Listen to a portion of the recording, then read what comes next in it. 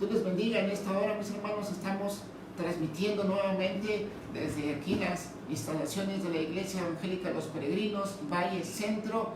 Llegamos hasta donde usted está a través de este medio, deseándole que Dios le bendiga, deseándole pues que esté bien. Vamos hoy a estudiar la palabra de nuestro Dios. Hoy es un día también especial. Estamos recordando en esta semana la pasión, la muerte de nuestro Señor Jesucristo, y como tal vamos hoy a estudiar. Hoy vamos a estudiar, vamos a recordar que un día como hoy, a esta hora más o menos, a las 3 de la tarde, nuestro Señor Jesús estaba colgado en el madero. Pero vamos a ver la palabra de nuestro Dios. Antes de avanzar, le invito a que incline su cabeza conmigo y hagamos una oración. Señor, te damos gracias.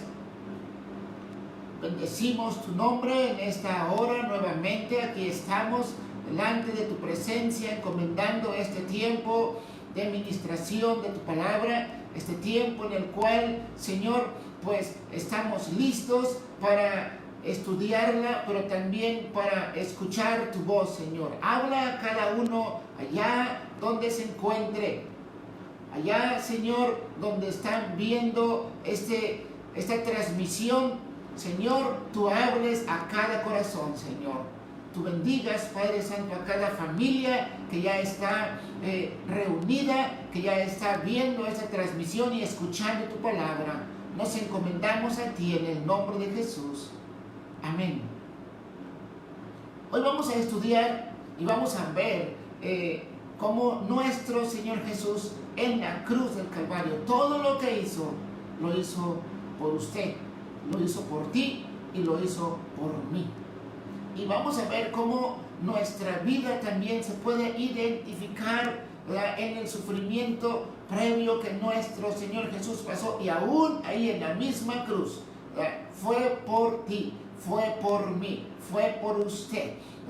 Vamos a ver en primer lugar a nuestro Señor Jesús en aquel lugar llamado Getsemaní, en aquel huerto en el cual nuestro Señor Jesús, después de dar aquellas palabras de aliento que estuvimos estudiando el día de ayer, nuestro Señor Jesús los invita al huerto a orar, los invita a estar un tiempo en oración. Y ahí vemos en Lucas 22, del verso 43, específicamente las palabras de nuestro Señor Jesús. Se le apareció ahí un ángel en aquel momento en el que nuestro Señor Jesús estaba orando, estaba clamando al Padre. No hubo una oración tan fuerte, con tanta angustia, que nuestro Señor Jesús haya pronunciado como la que oró en aquel momento, al estar en el huerto de Getsemaní. 2 veces fue a alentar a sus discípulos que estaban con él por ahí cerca, les dijo: espérenme aquí mientras voy adelante a orar. Él fue y regresó y los halló durmiendo, los despertó y se volvió a ir a orar. Regresó, los volvió a despertar y se volvió a ir a orar, y por tercera vez él regresó y dijo: bien, vámonos, la hora ha llegado y es tiempo de las tinieblas, dijo. Él dijo, nuestro Señor Jesús, así lo dijo, pero cuando él estaba orando, cuando nuestro Señor Jesús estaba orando, Lucas 22, 43 y 44, la palabra de nuestro Señor Jesús nos dice que se le apareció un ángel del cielo para fortalecerle. Dice, y estando en agonía, él oraba más intensamente, y era su sudor como grandes gotas de sangre que caían hasta la tierra. Era un tiempo de angustia profunda de nuestro Señor Jesús, pues antes él ya había compartido con sus discípulos estos momentos. Dijo, y cómo me angustio hasta que pase. En otras palabras, traducido a nuestro entendimiento, podemos decir, y cómo me da pavor cuando pase eso. Pues hay un término médico que se llama hematohidrosis, que fue lo que le pasó a nuestro Señor Jesús en aquel momento, ¿verdad? Que su sudor, ¿verdad?, sangrinolento, ¿verdad?, esas glándulas sudoríparas que estaban sudando como grandes gotas de sangre, ¿verdad?, era una angustia extrema que nuestro Señor Jesús estaba pasando en aquel momento, porque se estaba ya avecinando a lo que iba a pasar al otro día. O sea, como hoy, lo que estamos recordando, la muerte por crucifixión, ¿verdad? Y bueno, nuestro Señor Jesús ahí, ¿qué podemos ver ahí? No, yo no sé si a usted alguna vez le ha pasado lo que le pasó a nuestro Señor Jesús, ¿verdad? Confió en alguien para que le estuvieran apoyando ahí a orar, y ese alguien se durmió. Aquellos que estaban ahí con él por mucho tiempo no pudieron estar con él orando. Ni siquiera podéis estar orando conmigo una hora. Yo no sé si de repente usted ha sentido esa soledad. Nuestro Señor Jesús la sintió y volvió a animarlos. ¡Hey, despiértense, vénganse, vamos a estar orando! Y él volvió a apartarse. Yo no sé si usted ha pasado eso, esa soledad espiritual, ¿verdad? Pero eso se encaminaba a algo mayor que él iba a pasar. Entonces, si usted se está identificando con nuestro Señor Jesús, ¿verdad?, tengamos ánimo, él sufrió ya por nosotros, ¿verdad? Dice la palabra de nuestro Dios, ¿verdad?, que mientras él se hallaba aún hablando, se presentó una turba, ¿verdad? Él fue traicionado, ¿verdad? Sí, y el que se llamaba Judas, ¿verdad?, Judas Iscariote, Lucas 22, 47 y 48, iba al frente de aquella turba y se le acercó a Jesús para besarle. ¿Alguna vez le han dado un beso, pero como luego se dice, con la otra mano le están traicionando? Nuestro Señor Jesús lo traicionaron, ¿verdad? Supuestamente alguien, ¿verdad?, quien había estado con él, alguien que le conocía bien, alguien que era de su confianza. Bueno, Judas Iscariote era de la confianza del grupo porque era el tesorero, ¿verdad? Aunque la Biblia dice ahí que él agarraba ahí de lo que él guardaba del grupo ahí, ¿verdad? Satanás había engañado su corazón porque él dejó que entrara eso, ¿verdad? Y mire hasta qué grado llegó eso, al grado de traicionar a su maestro. Y Jesús se sintió ahí traicionado, pero ya sabía que eso iba a pasar. ¿Alguna vez usted se ha sentido traicionado, traicionada por la persona que menos espera usted? Jesús entiende lo que usted aparentemente pudiera decir: nadie me entiende, nadie comprende esto que yo estoy sintiendo. Jesús lo entiende. Es más, Jesús dijo: Judas, con un beso entregas al Hijo del Hombre. Le dijo: salve, maestro. Además, ¿verdad?, de eso que podemos ver, su juicio no fue justo. Fue llevado a casa de aquel hombre Anás, ¿verdad? ¿Sí? Caifás era el sumo sacerdote, lo llevaron a casa de Anás, ¿verdad? Ahora, ¿quién era Anás? Había sido él también sumo sacerdote, era un importante ahí entre el grupo de los religiosos ahí. Pero, ¿qué había pasado días antes con Anás? Pues claro, Jesús le tumbó todo el teatrito que tenía Anás ahí. ¿Se acuerda que vimos ese estudio? Cómo, ¿verdad?, sí, el sacerdote ahí que había autorizado todo lo que se vendía en el templo, las mesas de cambistas que dijimos eran como casas de cambio, como mesas de cambio que había ahí. Jesús quitó todo eso. Y esa semana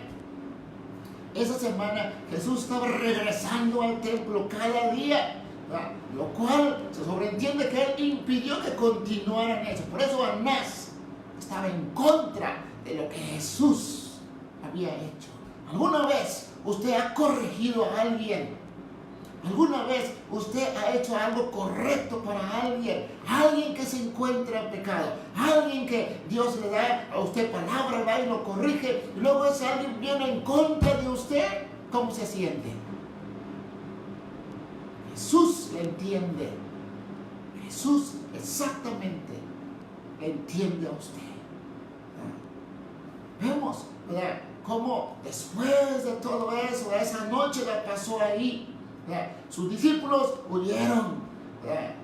Sus discípulos huyeron. Es más, podemos aquí aprender de Pedro en aquella ocasión, ¿verdad? Pasos para una caída, ¿verdad? Le siguió de lejos Pedro. Estuvo con la gente incorrecta en un lugar incorrecto. ¿Y qué fue lo que hizo Pedro? Negó a Jesús. Jesús ya había visto eso que Pedro iba a hacer. Pues Satanás pidió permiso para zarandear a Pedro. ¿Cuántas veces Dios tendrá que autorizar que Satanás nos zarandee? Dios nos libre. Recuerde, Dios tiene el control de todo lo que pasa en su iglesia, en su pueblo, en sus hijos. Como Pedro, dice la Biblia, le siguió de lejos. Estuvo ahí en el patio de Anás y estuvo con la gente. Estuvo siguiéndole de lejos en un lugar incorrecto y con la gente incorrecta. Pues, ¿qué fue lo que llegó a hacer? A negar al Señor Jesús. Son pasos peligrosos para una caída. Llega el tiempo en el que si no anda con la gente correcta, si no está usted en el lugar correcto y si usted se ha apartado de Dios, el próximo paso que es una caída. ¿Sí? Con su conducta, con sus palabras, puede negar al Maestro. Aunque después usted puede ser perdonado, puede usted ser restaurado. Veamos estas palabras. ¿Qué necesidad? Si usted se encuentra en aquella situación de Pedro, arrepiéntase. Pedro se arrepintió. Bueno, vamos a ver aquí más adelante. Si dice la palabra de nuestro Señor Jesús, Lucas capítulo 23, del verso 6 al verso 12, ¿verdad? Bueno, al otro día, ¿verdad?, temprano, ¿verdad?, el Sanedrín ahí estuvo reunido, ¿verdad? Su juicio fue injusto. Comenzó en la noche el juicio de nuestro Señor Jesús, ¿verdad? Al otro día continuó, ¿verdad? Lo encontraron, según ellos, culpable, porque nuestro Señor Jesús a sí mismo se decía Hijo de Dios, y Él decía lo que en realidad era, es y será, es Dios mismo. ¿Entendieron los judíos? Entonces lo llevaron a Pilato, ¿verdad? Y Pilato lo traspasó a Herodes, ¿verdad? Dice el verso 6, cuando Pilato oyó decir que era Galileo, preguntó si este hombre es Galileo, ¿verdad? Y al saber que era de la jurisdicción de Herodes, lo remitió a Herodes. Dice el verso 7, que en aquellos días, ¿verdad?, Herodes también estaba en Jerusalén, ¿verdad? Pues Herodes, ¿verdad?, viendo que Jesús era traído hacia él, se alegró mucho Herodes, porque hacía tiempo que deseaba aquel rey ver a Jesús, ¿verdad?, porque había oído muchas cosas acerca de él y esperaba verle, hacer alguna señal, y le hacían muchas preguntas, pero Jesús nada respondía, ¿verdad?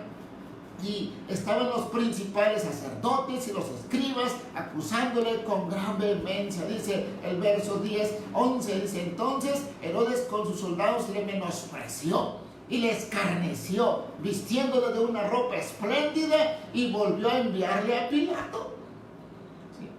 Dice la palabra de nuestro Dios, ¿verdad? Que Herodes no encontró ningún delito para condenar al Señor Jesús, ¿verdad? Al contrario, fíjese lo que ocasionó políticamente la presencia del Señor Jesús en la vida de Pilato y en la vida de Herodes. Ellos eran enemigos, ¿verdad? Pero ese día, a causa de nuestro Señor Jesús, dice el verso 12, se hicieron amigos Pilato y Herodes aquel día, porque antes estaban enemistados entre sí. Entonces, ahí vemos que este hombre le escarneció. Pilato se burló del Señor Jesús. ¿Se han burlado de usted públicamente? ¿Le han puesto en vergüenza injustamente? Este hombre representaba la autoridad terrenal, el rey Herodes. Recuerde que toda autoridad es puesta por Dios. Entonces, podemos decir aquí, ¿se han burlado de usted alguna vez? Cristo le entiende. ¿Se ha burlado su jefe, alguna autoridad terrenal? ¿Se ha burlado de usted? Le han escarnecido, dice aquí la palabra de nuestro Dios, que le escarnecieron, le menospreciaron, ¿sí? Hasta le pusieron ropa espléndida. Dios le entiende, Jesús le entiende perfectamente. Ahora, cuando regresó con Pilato, ¿sí? Herodes lo regresó a Pilato. Bueno, Pilato quiso soltarlo, ¿verdad? Pero fue presionado por los judíos, por el pueblo, ¿verdad? Y pues bueno, ¿verdad? Sí, mira, aquí podemos decir dos cosas, ¿verdad? O se está del lado de Jesús o en contra del Señor Jesús, ¿verdad?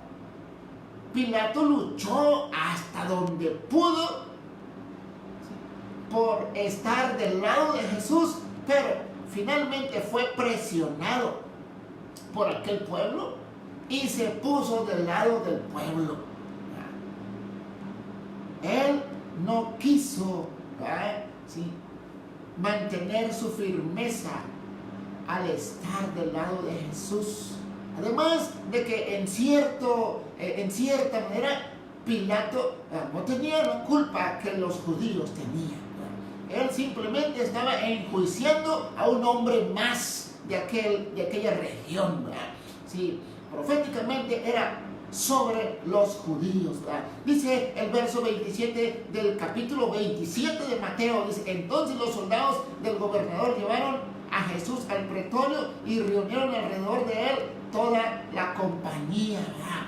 Mire lo que pasó también en esa ocasión, ¿verdad? Dice que estaba viendo eso. ¿Qué quiere decir toda la compañía que se reunió ahí con Jesús, ¿verdad? Cuando fue llevado ante Pilato, de ahí fue llevado al pretorio, ¿verdad? Y ahí se reunieron alrededor del Señor Jesús toda esa compañía.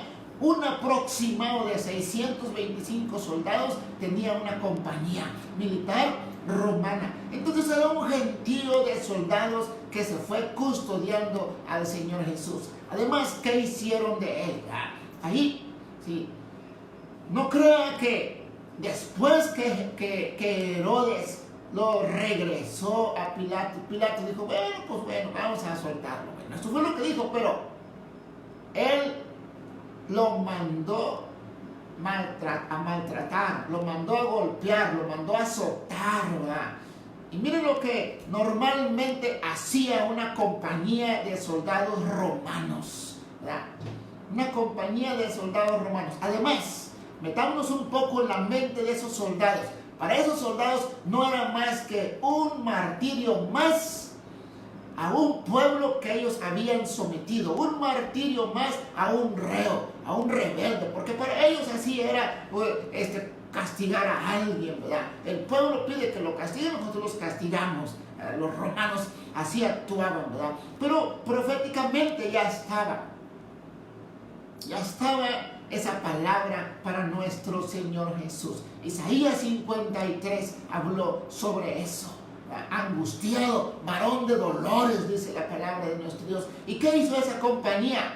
al estar sola con Jesús. Mire, esa película de Mel Gibson que se llama La Pasión de Cristo, fue criticada un tiempo porque dijeron, bueno, pues es que al actor principal que hace el papel de Jesús lo presenta como algo de mucha violencia. Bueno, eso fue poco, fue más. Mire, dice el verso 28, y desnudándole le echaron encima un manto de escarlata. Y pusieron sobre su cabeza una corona tejida de espinas y una caña en su mano derecha, hincando la rodilla delante de él, le escarnecían diciendo, salve, rey de los judíos. El verso 30 dice, y escupiéndole, tomaban la caña, tomaban madera, tomaban ahí algo, dice, y le golpeaban en la cabeza. Lo dice el verso 31, y después de haberle escarnecido, le quitaron el manto, le pusieron sus vestidos y le llevaron para crucificarle. Miren lo que dice, eso dice Mateo. Lucas 22 del 63 al 65 dice, y los hombres que custodiaban a Jesús se burlaban de él y le golpeaban. Eran los soldados romanos. Dice, y vendándole los ojos le golpeaban el rostro y le preguntaban diciendo, profetiza, ¿quién es el que te golpeó? Y decían otras muchas cosas injuriándole. Usted dice, yo me identifico con mi maestro en esto. ¿Se han burlado de usted? ¿Le han escarnecido? ¿Le han golpeado por causa de su fe? ¿Se han burlado? Mire, aquí nuestro Señor Jesús sufrió vergüenza en aquel lugar. Lo desnudaron, lo golpearon, y luego enseguida le vistieron con un manto escarlata, dice, le escupían, le pegaban en la cabeza. Dice la Biblia que le decían muchas injurias. Antes de que un hombre, en aquel imperio romano, antes de que un hombre fuera crucificado, era maltratado tanto. Mire, si la muerte por crucifixión fue mucho tiempo antes de los romanos, es más, todavía casi mil años antes de que pasara esto, hay un salmo, ¿sí?, en el cual el salmista, ¿sí?, nos dice una profecía. Específicamente es el Salmo 22, escrito casi 1000 años antes de que esto sucediera. El Salmo 22 dice, Dios mío, ¿por qué me has desamparado? De hecho, le pusieron a este salmo un título, un grito de angustia y un canto de alabanza. Este salmo, inspirado por Dios, el salmista escribió proféticamente para nuestro Señor Jesús. Aquí está hablando de una muerte por crucifixión que ellos, el pueblo hebreo, no practicaba eso, ¿sí?, sino años más tarde, posiblemente los persas, ellos fueron los que inventaron la muerte por crucifixión. Luego en el norte de África también se practicó, y de ahí se cree que los romanos aprendieron a torturar a sus reos. Entonces, cuando ellos estuvieron acá en Jerusalén invadiendo la ciudad, los romanos impusieron su imperio ahí en Jerusalén, ¿sí? Ellos habían crucificado ya mucha gente. Para los romanos era un reo más. Para los judíos era una profecía cumpliéndose en nuestro Señor Jesús. Pero el punto es, ¿qué es lo que le hacían a aquel hombre que le crucificaban? Muchos, demasiados hombres, en este maltrato primero, en este maltrato inicial, ahí morían.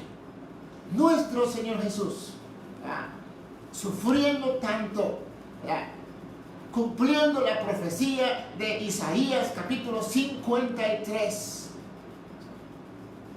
Dice, ¿verdad?, que su rostro fue desfigurado, su cuerpo fue desfigurado, maltratado, ¿verdad? Aquellos látigos de aquellos hombres, de aquellos soldados que medían casi 3 metros de longitud, ¿verdad? Y en la punta de aquellos látigos traían unos huesos o unos pedazos de plomo o de acero, ¿verdad?, con unos ganchos que al enredarse en la víctima que estaban ellos torturando, le jalaban, y cada vez que jalaban, aquel látigo tenía 3, 4 puntas y jalaba, y entonces las puntas de aquel látigo se incrustaban en la piel de aquel hombre y lo desgarraba. Entonces, cuando terminaron aquellos hombres de azotar a nuestro Señor Jesús, prácticamente nuestro Señor Jesús estaba desfigurado por la parte delantera y por su espalda toda,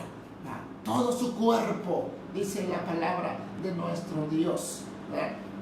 Dice, viendo Pilato que nada adelantaba con lo que él estaba haciendo, solo lo quiso, ¿verdad?, maltratar y soltarlo, ¿verdad?, sino que se hacía más alboroto en el pueblo, tomó agua y se lavó las manos delante del pueblo, diciendo, inocente soy de la sangre de este justo. Allá vosotros, ¿cuántos de ustedes también se identifican con Pilato, lavándose las manos? Yo no sé nada, yo quiero vivir mi vida, allá ustedes con su vida, Dios está allá, yo estoy acá. ¿Cuántos? ¿Cuántos de ustedes se identifican con Pilato? Si usted se identifica con Pilato, es tiempo de pedirle perdón a Dios. Si usted ha dicho, yo no me quiero involucrar más con Dios, yo acá de lejos, yo acá, no.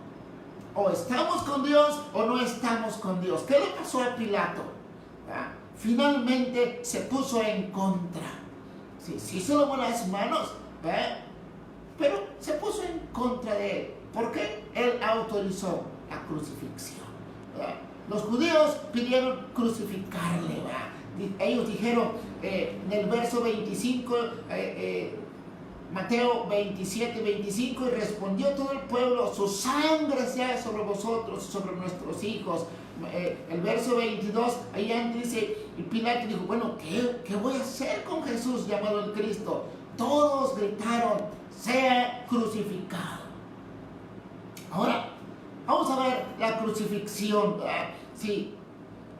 Ahí dice Marcos 15, 25 al 27, dice, era la hora tercera cuando le crucificaron, más o menos la hora tercera, porque en aquel tiempo no había reloj, no tenían su watch, no tenían ahí su reloj, ¿no? Ellos consideraban más o menos el tiempo, ¿sí? Y dice, era la hora tercera cuando le crucificaron, y el título escribía que mandó poner Pilato sobre la cruz. Le puso un título en griego, en latín, en hebreo, Rey de los Judíos. El Rey de los Judíos fue el título que le puso. Y luego le reclamaron, no le pongas Rey de los Judíos, sino él dice es Rey. No, dijo Pilato, lo que he escrito, he escrito. Eso también fue una profecía cumplida en nuestro Señor Jesús, porque verdaderamente Él era el Rey de los Judíos, y como en burla, Pilato, como en burla del pueblo, les dijo, aquí tienen a su Rey. Ellos gritando, no, nosotros no tenemos otro Rey más que César. Qué tremenda situación, Dice el verso 27, crucificaron también con él a 2 ladrones, uno a la derecha y otro a la izquierda. Dice la palabra de nuestro Dios, sí, en el verso 34 de Lucas 23. Lucas 23, 34 nos dice la palabra de nuestro Dios. Y Jesús decía, Padre, perdónalos porque no saben lo que hacen. Y repartieron entre sí sus vestiduras echando suerte. Dice la historia, que 5 piezas eran lo que normalmente un judío traía sobre sí. Cinco cosas que él traía, ¿verdad? Una era la túnica exterior, ¿verdad? Otra era la túnica interior. Otro era el cinturón o el cinto, ¿verdad? Esos artículos que traía. Cuarto eran las sandalias y 5 era el turbante, ¿verdad? O sea, es que a nuestro Señor Jesús solo le habían puesto ya la túnica, ¿verdad? Y vemos ahí, ¿verdad? Cómo él, estando ya, había llevado, cargando el mástil de la cruz, ¿verdad? Y nuestro Señor Jesús, incapaz de soportar más peso, pusieron a alguien, a un hombre llamado Simón de Cirene, que le ayudara. Y al llegar allá al monte Gólgota, ¿verdad? Ahí le crucificaron, ¿verdad? La muerte, como hemos estado hablando, la muerte que los judíos acostumbraban a dar era una muerte por crucifixión a un malhechor. La profecía decía que se dividieron entre sí sus ropas y echaron suerte. Eso fue lo que hicieron. Lucas nos dice, ¿verdad? 23:34, ¿verdad? ¿Sí? A los soldados no les importaba, ¿sí?, el sufrimiento que el que estaba en el madero estaba pasando. Para ellos era un maldito, era un malhechor, ¿verdad?, que estaba sufriendo, ¿verdad?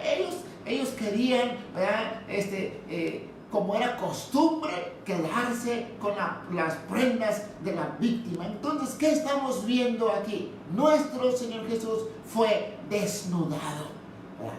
¡Qué vergüenza pasó ahí nuestro Señor Jesús! Ahí, ¿verdad?, se identifica nuestro Señor Jesús cuando alguien sufrió una violación, cuando alguien sufrió, ¿verdad?, una vejación así, que siente la vergüenza, siente el dolor de ser maltratado. Ahí está identificándose el Señor Jesús en aquel momento con aquella persona que ha sufrido. Dice la palabra de nuestro Señor Jesús, ¿verdad? Yo estuve encontrando algún comentario en la Biblia Plenitud. Dice: las víctimas eran desnudadas y sus ropas entregadas a los guardias, a los romanos, ¿verdad?, que estaban ahí custodiando la crucifixión, ¿verdad? Entonces, nuestro Señor Jesús sufrió la vergüenza. Podemos decir, en la cruz significa la vergüenza del ser humano, ¿verdad?, la terrible muerte por crucifixión que sufrió nuestro Señor Jesús, ¿verdad?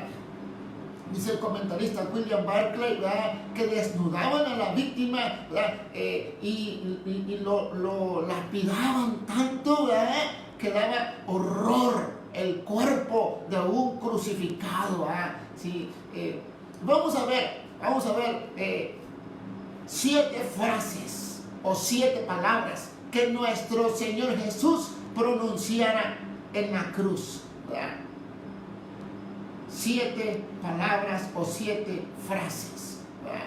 Y vamos a ver aquí, ¿verdad?, que la primera frase, las primeras palabras con las cuales nuestro Señor Jesús entró a la cruz del Calvario, primera la podemos encontrar en Lucas 23:34. Si usted está anotando, ahí póngalo. Primera frase o primera palabra de nuestro Señor Jesús pronunciada en la cruz. Y nuestro Señor Jesús entró en aquel sufrimiento estando en la cruz del Calvario pronunciando estas palabras: Padre, perdónales porque no saben lo que hacen. Padre, perdónales porque no saben lo que hacen. Jesús pidió que perdonara a la gente que le daba muerte. Nuestro mayor ejemplo, nuestro Señor Jesús, nos enseña a perdonar. ¿Qué es el perdón? Perdón es decidir vivir con la consecuencia del pecado que me han hecho.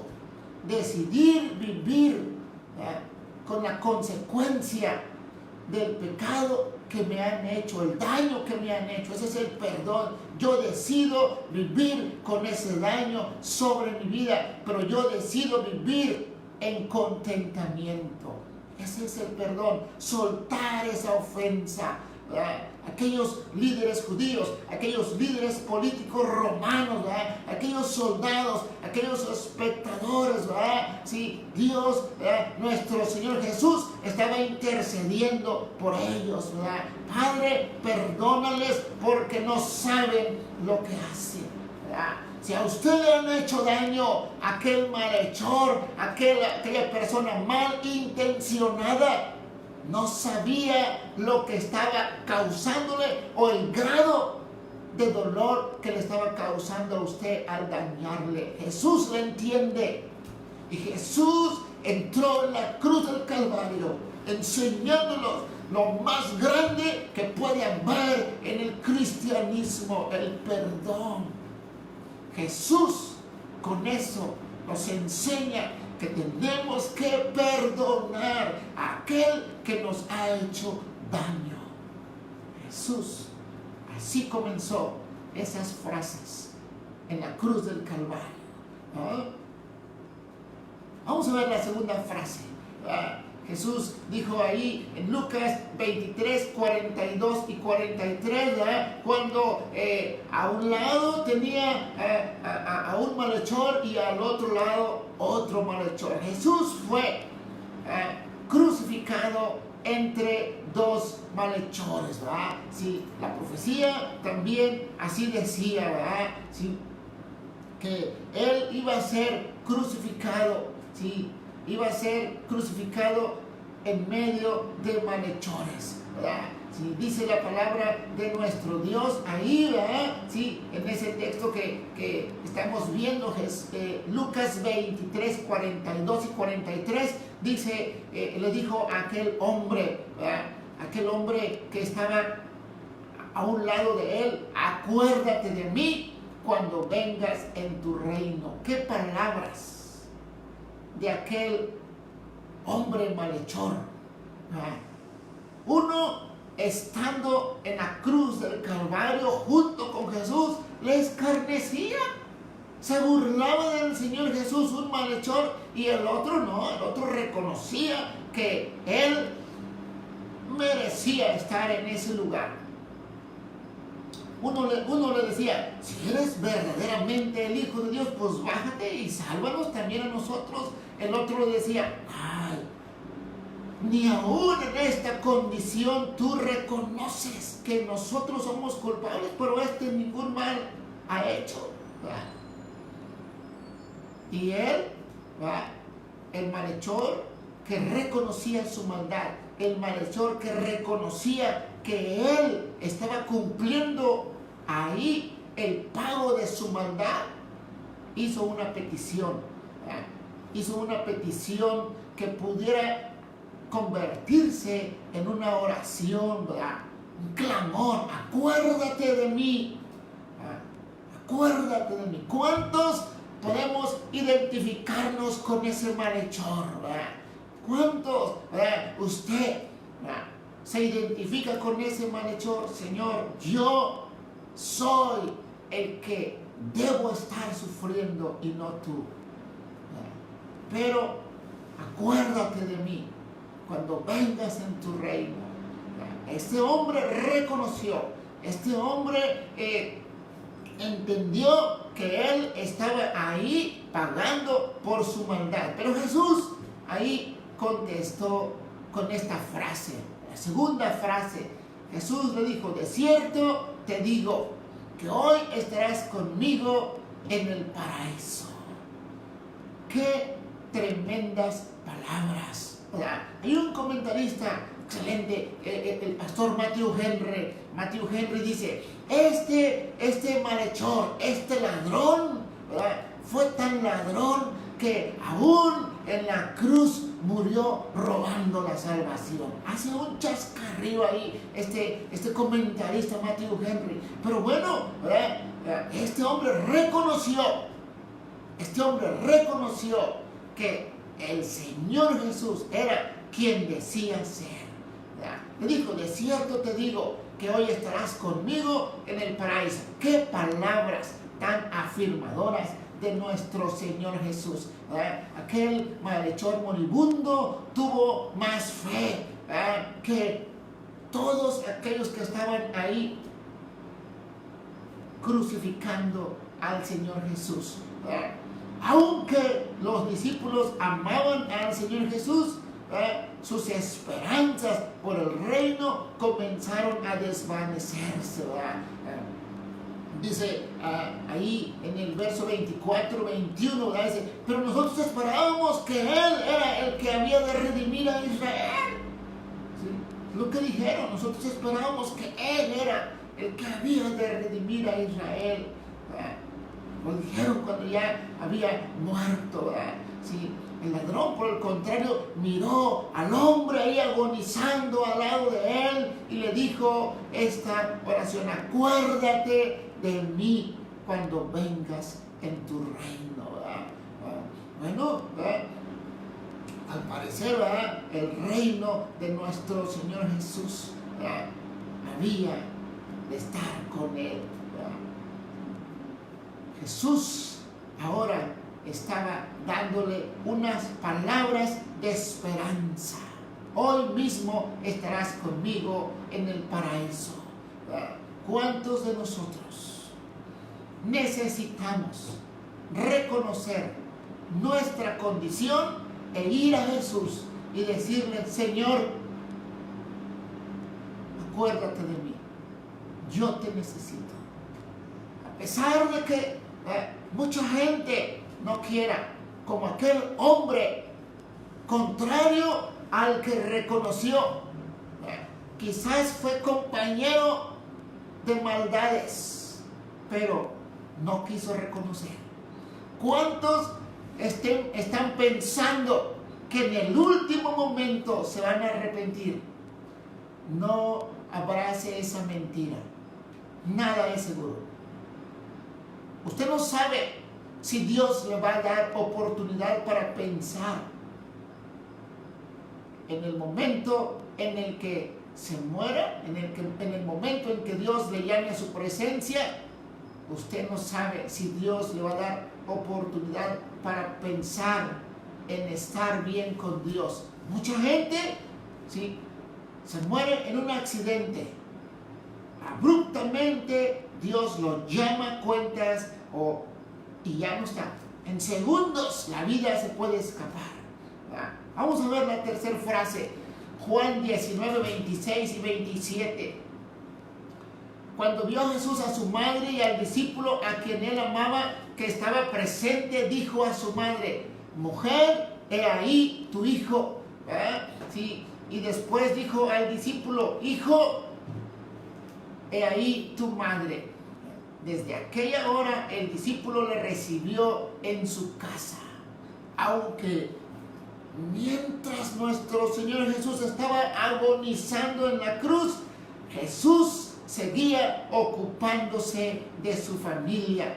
Pidió a Juan que se hiciera cargo de María, su mamá, su madre. Nuestra familia es un regalo precioso de Dios y debiéramos valorarla, cuidarla bajo toda circunstancia. ¿Cómo está cuidando usted a su familia? ¿Qué tanta responsabilidad usted tiene sobre ella? Hay un mandamiento con promesa: honra a tu padre y a tu madre para que te vaya bien, dice la Biblia. No dice para que te vaya mal, dice para que te vaya bien. Honra a tus padres. ¿Cuántos hombres, mujeres, hijos, jóvenes, adolescentes o ya mayores siguen despreciando a sus padres, hablándoles, ¿sí?, sin respeto, injuriándoles, en otras palabras, faltándoles el respeto? ¿Cuántos hijos necesitan ir con su papá, con su mamá, con sus padres en este mismo momento tienen que tomar esa decisión y decir, tiene razón la Biblia, yo necesito ponerme a cuentas con Dios y pedirle perdón a mi papá, pedirle perdón, como dice la Escritura. Honra a tu padre y a tu madre. Ir con mi mamá y pedirle perdón. Jesús en aquel momento encargó a su madre. Se cree que José para aquel tiempo ya había fallecido. Se cree que María era viuda y por eso la encargó al discípulo amado, a Juan, ¿verdad? Sí. Entonces, nuestra familia es un regalo de Dios. ¿Cómo la está cuidando? ¿Verdad? Ninguna labor cristiana, ni responsabilidad en cualquier trabajo, ¿verdad? Ni responsabilidad en cualquier trabajo o posición nos quita de la obligación de cuidar de nuestra familia. No nos engañemos, ¿verdad? ¿Puede usted hacerse esta pregunta? ¿Qué puede hacer hoy? Usted haga esa pregunta. ¿Qué puedo hacer hoy para demostrar amor a mi familia? Jesús tuvo ese cuidado. Cuarta palabra, verso ahí 45 y 46, Mateo dice, y desde la hora sexta hubo tinieblas sobre toda la tierra hasta la hora novena. Verso 46 dice, cerca de la hora novena Jesús clamó a gran voz diciendo, Elí, Elí, lama sabactani. Esto es, Dios mío, ¿por qué me has desamparado?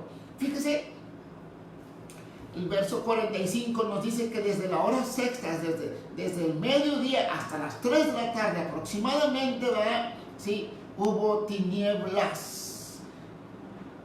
Uno de los comentaristas dice, posiblemente podemos pensar, ¿verdad?, que todo el ejército malo de Satanás había cubierto toda la tierra, pensando que estaba triunfando sobre Jesús. Y no había más que tinieblas que estaban reinando sobre la cruz. Bueno, eso decía un comentarista. La Biblia dice que el Padre había abandonado a Jesús. Mire, algo extraño que no podemos entender, ¿verdad? Quizás se lo preguntemos al Señor Jesús cuando estemos en el cielo con Él.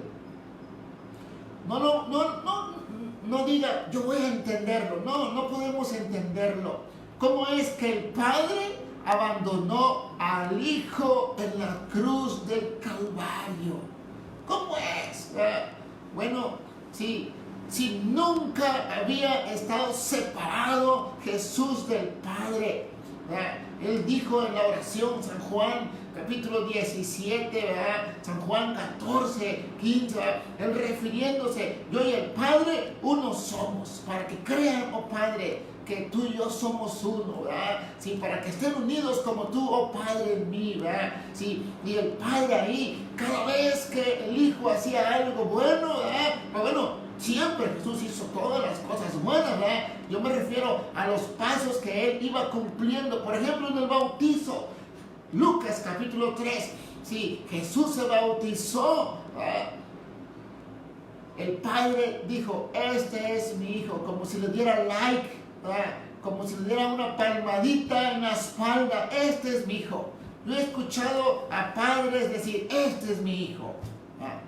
Pero Jesús dijo, este es mi Hijo amado en quien tengo complacencia. En otras palabras, quien hace que mi corazón esté alegre. Este es mi Hijo amado, quien me complace.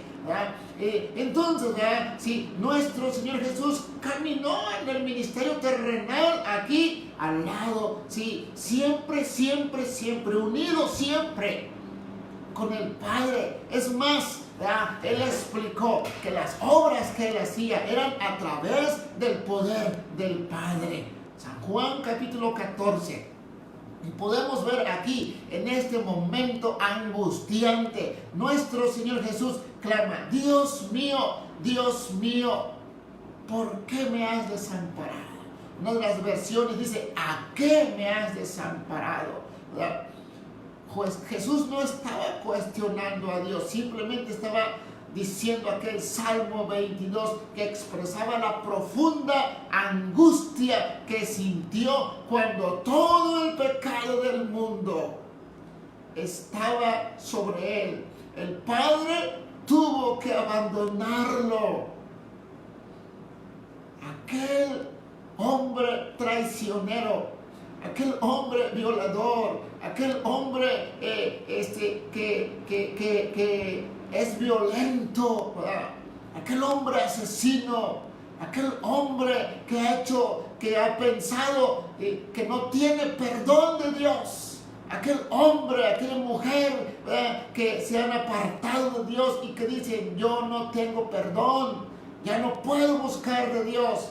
Aquí está nuestro Señor Jesús recordando que Él llevó todos esos pecados en la cruz del Calvario para que usted y yo tengamos acceso a la vida eterna.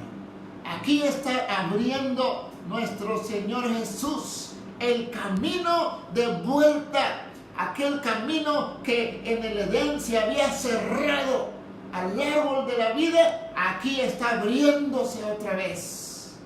Jesús, el camino al Padre, dándonos esa oportunidad. Fue lo que nuestro Señor Jesús temió. Esto es el temor que Él tenía cuando Él estaba allá en el jardín, en el huerto de Getsemaní, diciendo, Padre, ¿será posible que pase de mí esta copa? Y estaba sudando esas gotas de sangre, ¿verdad? Sí.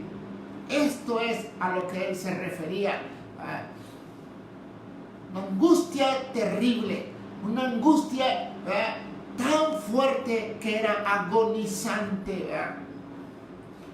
Nosotros necesitamos ir a Jesús y decirle, perdóname, porque el Padre te abandonó por mi culpa. Yo fui el culpable. Jesús sufrió esa soledad. Jesús puede entenderlo. Si usted siente soledad, angustia, si usted siente que nadie está con usted, que usted está angustiado, tiene ansiedad, Jesús le entiende. Nadie mejor para entendernos que el Maestro. Quinta frase o palabra, Juan 19:28. Después de esto, sabiendo Jesús que ya todo estaba consumado, dijo, para que la Escritura se cumpliese, tengo sed. Tengo sed.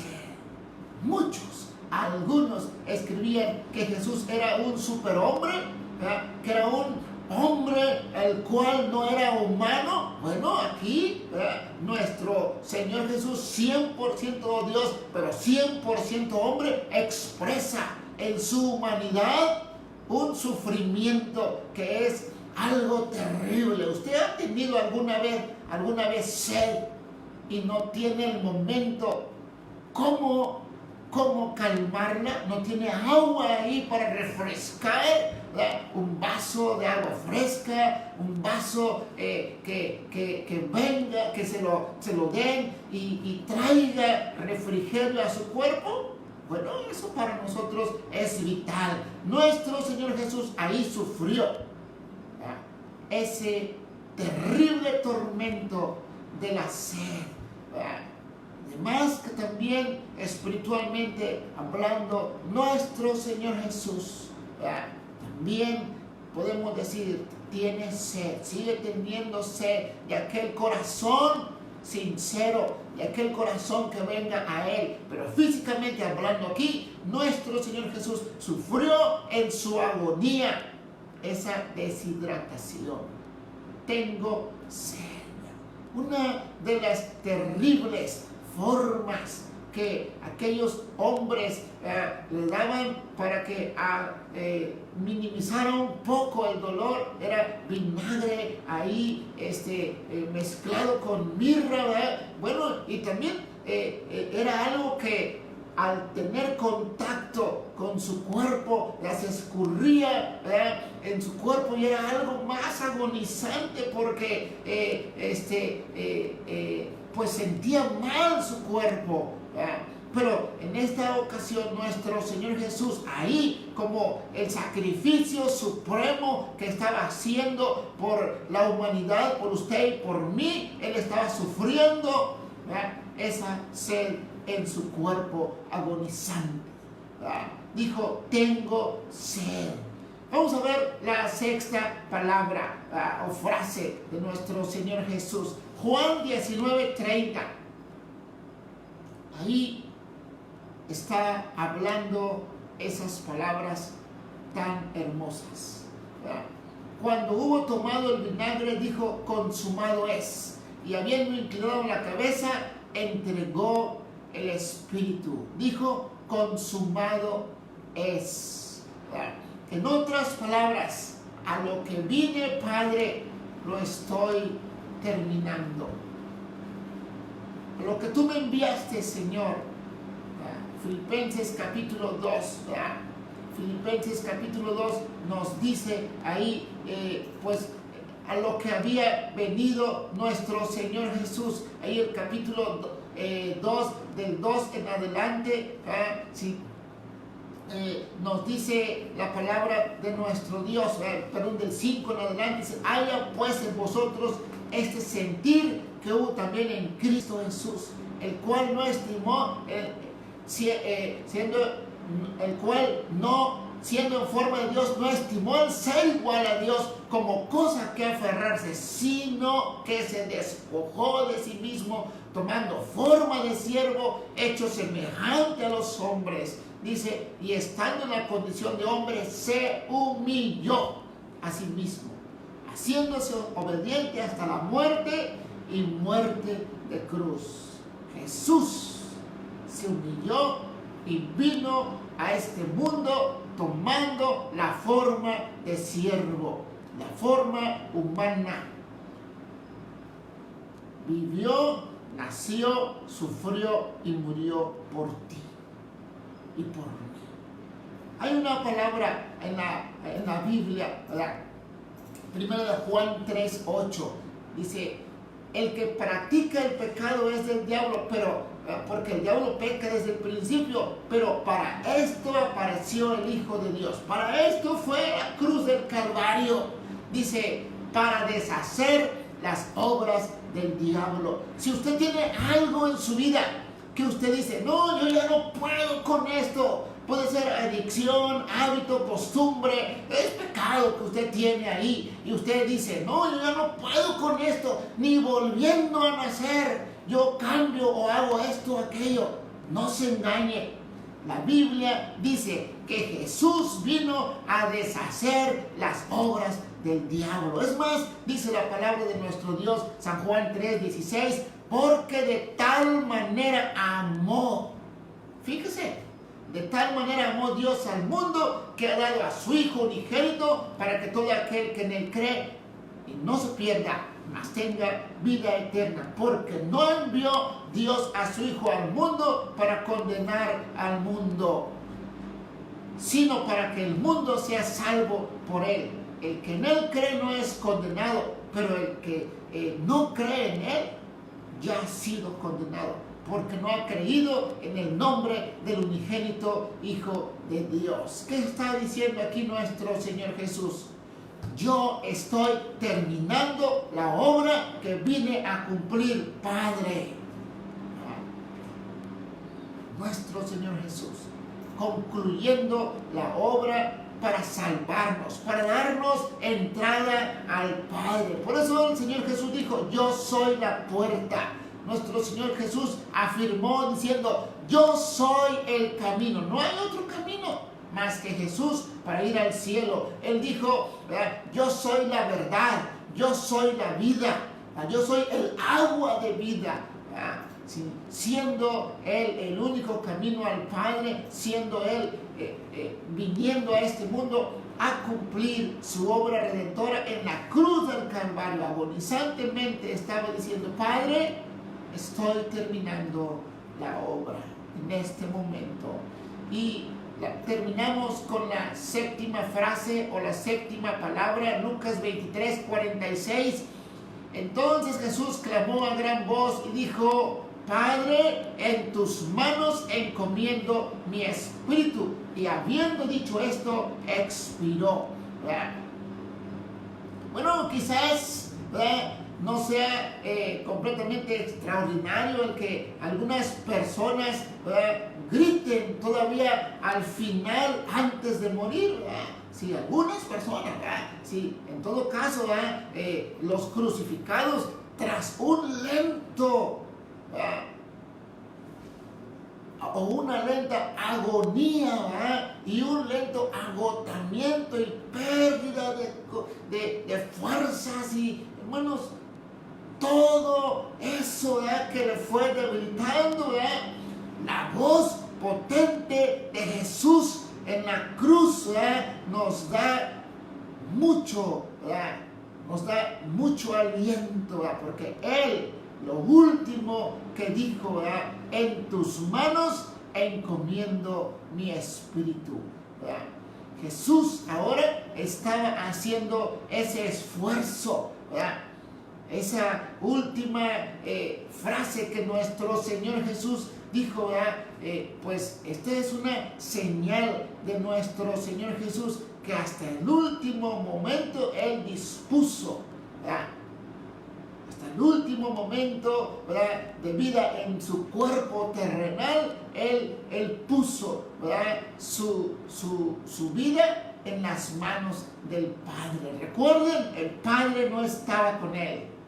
Él estaba sufriendo la agonía en la cruz por los pecados de toda la humanidad, ¿verdad?, por los pecados de toda la humanidad. Él estaba sufriendo, y ahí el Padre no estaba con Él, pero Él pudo decir: Padre, en tus manos encomiendo mi espíritu. La importancia ahora de que usted y yo sigamos los pasos del Maestro, aún en medio del sufrimiento, aún en medio del dolor, aún en medio de la angustia.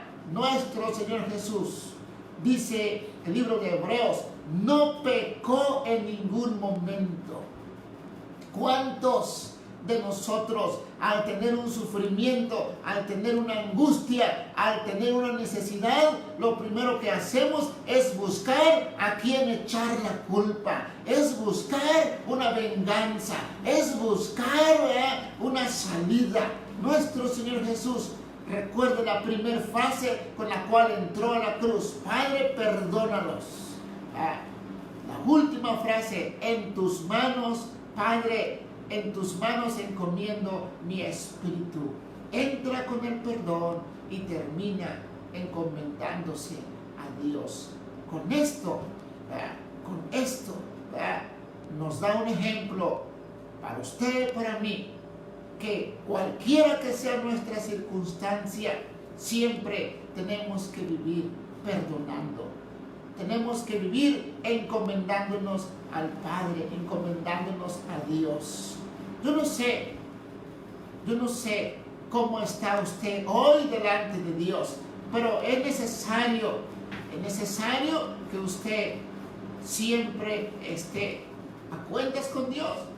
Es necesario que usted siempre esté con ese pensamiento inclinado hacia Dios. Es bueno estar siempre con el pensamiento inclinado hacia Dios, pues la palabra de Dios nos dice, sí, ahí nos dice que tú guardarás en perfecta paz aquel cuyo pensamiento en ti persevera, porque en ti ha confiado. Gloria a Dios, ¿verdad?, que ahora su iglesia puede confiar en Él. Nosotros, como pueblo de Dios, como iglesia de Dios, podemos confiar en Él, en nuestro Señor Jesús, que tuvo una muerte horrible, tuvo una muerte terrible por usted, por mí. le invito a que oremos. Si usted, amigo, que nos está viendo y está hablándole Dios a su corazón y usted quiere pedirle perdón a Dios, necesita pedirle a Dios perdón y decirle que la sangre de Cristo Jesús, esa sangre que salió de su cuerpo, limpie su corazón. Déjeme guiarle primeramente en esta oración y enseguida hacemos otra oración por la iglesia. Sí. Si usted está viendo y necesita oración por perdón, repita conmigo y sea sincero en su corazón. Incline su rostro. Señor Jesús, yo reconozco que soy pecador. Estoy lejos de ti y que tú moriste en la cruz del Calvario para perdón de mis pecados. Tú fuiste sin pecado, pero por mí te hiciste pecador en la cruz del Calvario. Yo reconozco que necesito de ti y te pido perdón. Limpia mis pecados, lávalos con tu sangre preciosa, limpia toda mi maldad, ayúdame a conocerte más. En el nombre de Jesús te lo pido. Amén. Dios le bendiga. Busque conocer más de Jesús. Busque una Biblia o si tiene celular, por ahí descargue esa app de la Biblia. Voy a orar por la iglesia. Incline su oído, incline su rostro. Padre, en el nombre de Jesús, rogamos esta bendición especial por cada uno de tus hijos. Padre, aquellos que ya, Señor, te han seguido con tiempo, Señor. Son seguidores tuyos, Padre. Son tus hijos, es tu iglesia, somos tuyos, Padre. Ponemos en tus manos a cada uno, Señor. Hoy recordamos aquella muerte horrible, aquella muerte angustiante que llevaste en la cruz del Calvario, lo hiciste por nosotros.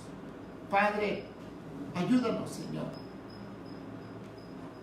en todo lo que tú quieres, Padre, que nosotros transitemos para ti y por ti, Señor. Ayúdanos a serte fieles. Padre, en tus manos encomendamos a tu iglesia, Señor. Gracias, Señor, porque nos das esta bendición de poder estar meditando en tu palabra. Señor, esto que hemos estudiado, cada vez que lo vemos, Padre, no podemos otra cosa más que decir, Señor, perdónanos. Tu palabra dice, libro de 1 de Juan, capítulo 1, pero si andamos en luz como tú estás en luz, tenemos comunión unos con otros y la sangre de Jesucristo, su Hijo, nos limpia de todo pecado. Gracias, Señor, porque tu sangre preciosa que derramaste en la cruz del Calvario sigue limpiando cada corazón. Señor, ayuda a cada familia hoy que estamos, Señor, recluidos cada uno en su hogar. Ayúdanos que este sea un tiempo, Señor, de refrigerio continuo espiritual contigo, Padre. Bendice, Señor, a papá, a mamá, al hijo, a la hija, Padre. Ayúdanos, Padre, a hacer lo que tú dijiste, Señor, antes de ir a la cruz. Que sean uno como tú, oh Padre, en mí. Señor, ayuda a cada familia de tu congregación, de tu iglesia. En tus manos nos ponemos en el nombre de Jesús. Amén. Dios le bendiga, hermano. Dios le guarde. Le invitamos a que el próximo domingo a las 6 de la mañana usted pueda estar nuevamente conectándose y vamos a estudiar la resurrección de nuestro Señor Jesús. Vamos a reflexionar, vamos a aprender más sobre ese milagro que nuestro Señor Jesús hizo en la tumba. Dios le bendiga, Dios le guarde.